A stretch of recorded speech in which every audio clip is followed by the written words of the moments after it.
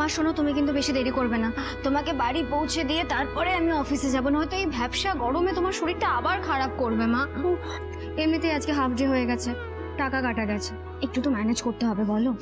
এই শোন শ্রী, এসব হাফ ডে ফুল ডে সমস্যা যিনি মেটাতে পারেন তার কাছে তো আসতেই হবে।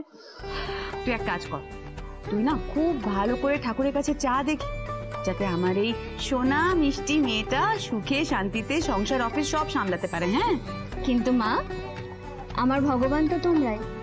রোজ সকালবেলা যখন তোমাকে আর বাবাকে প্রণাম করে অফিসে বেরোই, ওটাই আমার কাছে আমার বেস্ট পুজো। তোমাদের আশীর্বাদেই তো আমি ভালো আছি মা। এই ভালো কোথায় আছিস রে? ইস, খেটে খুটে আমার মেয়েটার একবারে মুখ চোখ শুকিয়ে গেছে। দূর, সত্যি রে শ্রী, আমি বুঝতে পারি না, তুই এত ভালো একটা মেয়ে, তাও একটাও সম্বন্ধ টেকে না, সব সম্বন্ধগুলো ভেঙে যাচ্ছে। শোন, আজ না শ্রাবণী পূর্ণিমা, আজকে যদি কেউ মন থেকে শিব ঠাকুরের কাছে কিছু চায়, সেটা ঠিক পাওয়া যায়। শিব ঠাকুর না আমার কোনো কথাই শুনছেন না। তুই এক কাজ কর, হ্যাঁ, তুই মন থেকে চাইবি বাবার কাছে। হ্যাঁ, আর তুমি কেন আমার কোনো কথা শুনতে চাও না মা?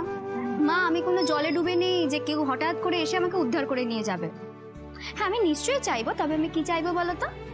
আমার এই সোনা মাটা যেন খুব তাড়াতাড়ি সুস্থ হয়ে ওঠে। এসো এসো, দেরি হয়ে যাচ্ছে।